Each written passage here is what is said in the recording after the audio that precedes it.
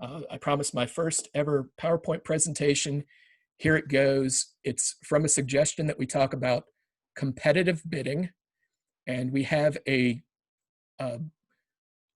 tool for this, and it's called the law.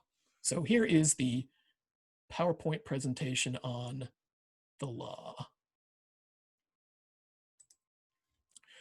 And you'll notice that our opening slide here is some, the scales of justice, the law. How high should we compete? That is the question. The question we're trying to provide the answer to here is these bread and butter situations where the opponents have bid 3 clubs and you are thinking about competing to 3 diamonds, or where the opponents have bid 2 spades and you're thinking about competing to 3 hearts. We have a way to diagnose whether we should be bidding or not in these situations.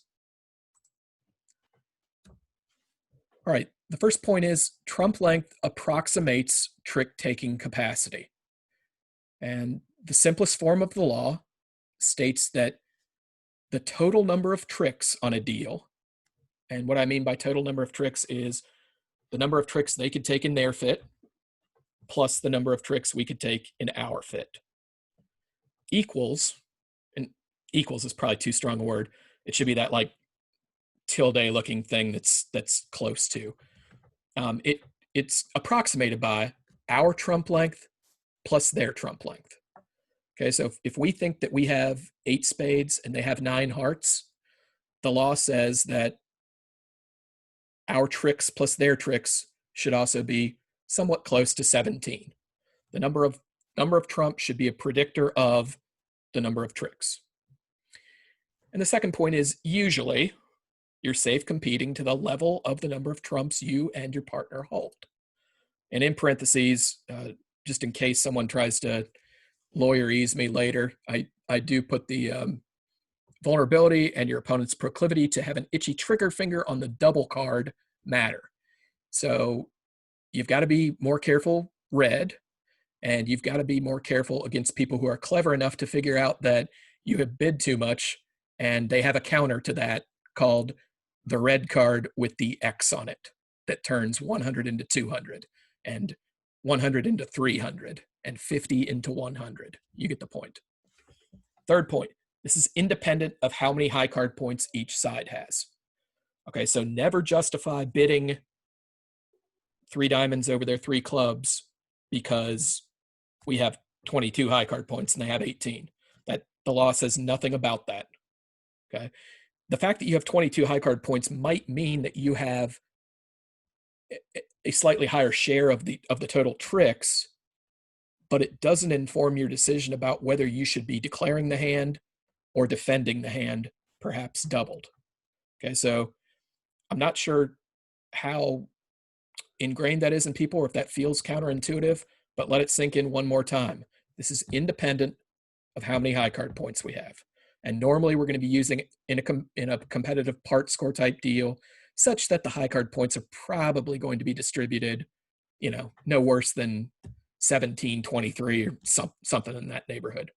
But don't justify bidding on based on high cards. We're going to justify bidding on based on extra trump length. Fourth point, you can use the law in any competitive situation. It doesn't matter if you're the opening side or the overcalling side. All we need to make an informed decision is an estimate of the number of trumps that we hold and the number of trumps that the opponents hold. The more shape there is on a deal, the more you want to bid on or declare. I hope that makes sense. The wackier the distribution, the more people are justified in competing higher. The flatter the hands, the less fits there are, the more you should be inclined to defend. And if we think back to the BBO exercise where we were practicing the redouble card, it goes along with that. Okay, we were redoubling and suggesting defense at the 1 level based on what? Based on the fact that we thought that the deal was a misfit.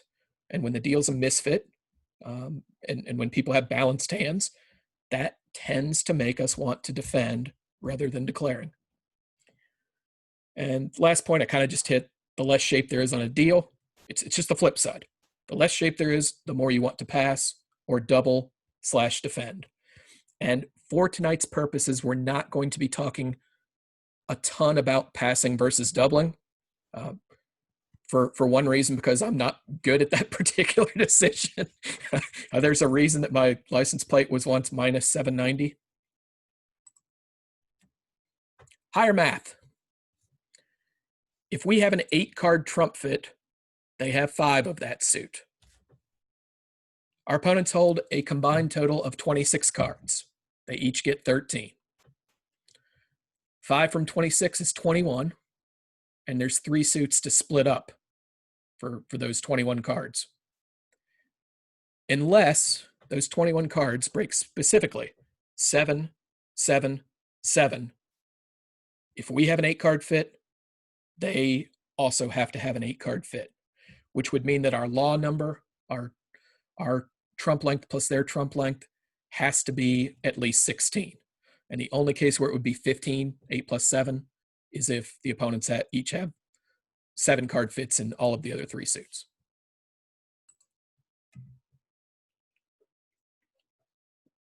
More higher math.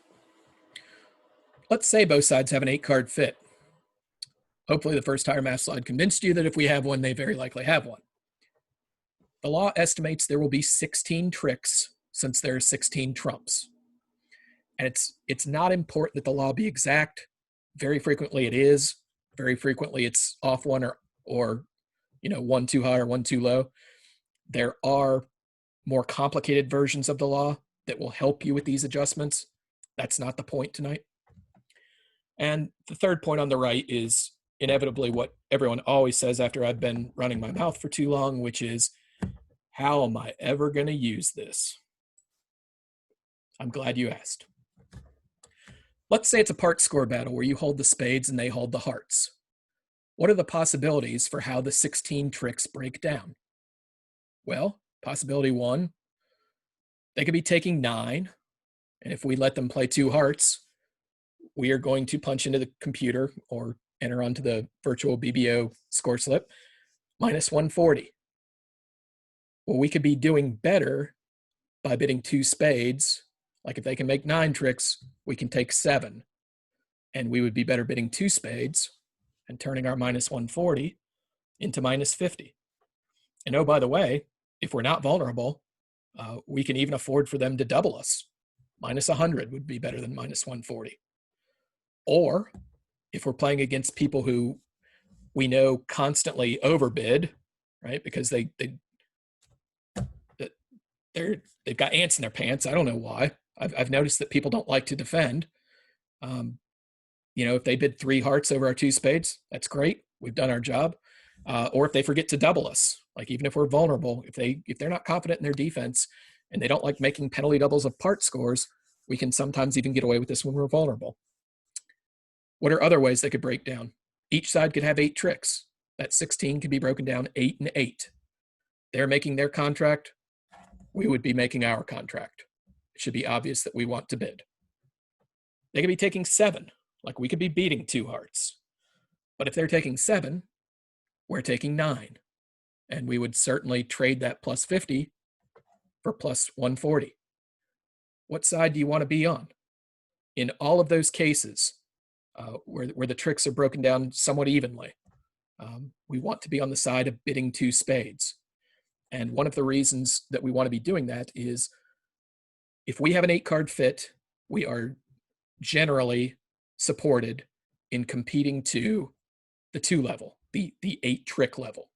8 trumps justifies contracting for 8 tricks. And it doesn't matter if you're going down or making, because if you're going down, those are the times that they would be making.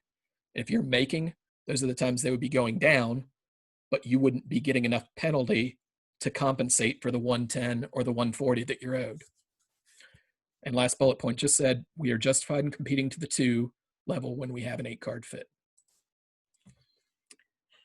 A quick public service announcement.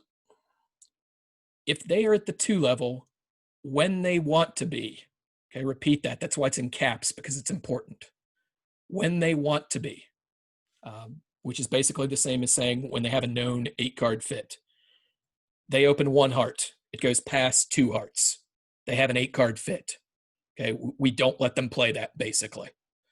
If they open 1 heart and responder bids a forcing no trump, and opener bids 2 clubs, and responder takes a preference to 2 hearts, they don't necessarily want to be playing 2 hearts there.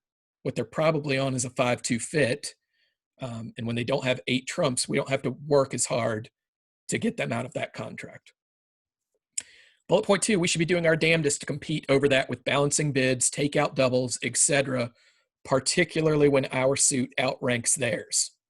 Okay, so if they want to be at 2 clubs on an 8-card fit, that's nonsense to let them play that, right? Because we probably have an 8-card fit, and we have 3 places that 8-card fit might exist that outrank clubs. It gets a little bit more squirrely if they have the spade suit, and if we're vulnerable. There are degrees of safety here, but mainly we don't want them to play at the 2 level when they want to play at the 2 level. Third point, bridge is a zero-sum game. What's a zero-sum game mean? What's good for our opponents is equally bad for us. However good it is for them, it's equally detrimental to us. Okay, there's no it's good for both sides nonsense. If they get 68% on the board, we get 32. If they get 15, we get 85. You always chop a board up so that the sum total is 100%. So anytime they're in a comfortable situation, that ought to be equally uncomfortable to us. Occasionally when we compete, we will look stupid. Why are we playing bridge if we don't get the opportunity to feel stupid? And feel embarrassed, and we write in minus 200 or minus 300 or gasp minus 800. And let me tell you, it only hurts for a little while. Our other alternative is to passively accept an accumulation of 25% scores for minus 110, minus 140. We look down the string of scores, minus 110, minus 140, plus 50. At the end of the night, we're like, well, we didn't really do anything wrong. We kind of took all our tricks, and here we are with this 25% game. It's because you were too passive. It's because you let them get away with too many situations where they were comfortable in their contract. Okay, what I would much rather trade that series of scores in, that series of minus 110s and minus 140s and plus 50s, I would much rather trade them in for a handful of plus 50s and minus 50s when they could get 110, and then every once in a while we'll have that outlier minus 800. So what? It's one board, and you have to appreciate that the times you get minus 800, if you're following these principles, you probably weren't headed for a good board anyway. You didn't turn a 60% board into a 0. You turned a 25% board into a 0. So I'm happy to turn the occasional 25 into 0 if the upside of that is turning 2 or 3 25s into 50s and 55s and 60s. Okay, and maybe even the occasional top. It's worth it to change your portfolio to look like that. Don't sit by and passively accept defeat. We have to get them off the 2 level when they want to be there. Next slide. What if we have 9 trumps? Same exact exercise. If we have 9, they have 4. That means they have 22 cards outside our trump suit. They have to have an 8-card fit. There's no way you can chop up 22 3 ways and avoid a number that's 8 or bigger. Therefore, the law number has to be at least 17. We've got 9, they've got at least 8. We can afford to outbid them at the 3 level when our number is 17. And we go through the breakdown again. If we have 10 tricks, they have 7. We want to bid. If we have 8 or 9, they have 8. We want to bid. Bidding dominates defending. If we have 8, so we're going down, that means they were making their contract. And we turn our minus 140 into minus 50. And if we have 7 tricks and they forget to double, we get minus 100, whereas they would have gotten minus 170, whereas we would have gotten minus 170 if we just defended the contract. So if we have 9 trumps, we're justified competing at the 3 level. What about if we have 10 trumps? Blah, blah, blah, blah, blah, blah, blah. They have 3. They have 23 cards. Again, they have to have at least an 8-card fit. The law number has to be at least 18. if we're considering competing to the 4 level, you can read. All the bidding leads us to better scores than defending. And in these slides, there was not one place where we said, oh, do you have a good hand? Oh, do you have 14 high card points instead of 11? Never. It's all about distribution. The more distribution we have, the more we want to bid. The less distribution we have, the more we want to defend and maybe double, tactically speaking, if the upside's there. But that's a talk for another day. And the takeaways. Compete to the level of the number of trumps you have in part score battles. If I could give you 2 pieces of advice to come out of this, it's that, and it's remember that not to let your opponents play at the 2 level when they want to, when they are known to have an 8-card fit. And with apologies to Larry Cohen's bowls tip, we did, I think, maybe 2 winners ago. I had people buy the bowls book, and we went through the tips there. And one of the tips we covered in a pregame talk was the opposite. The nursery rhyme you learn when you're talking about whether to play off the ace-king or to take a finesse for the queen, like when you're playing a trump suit.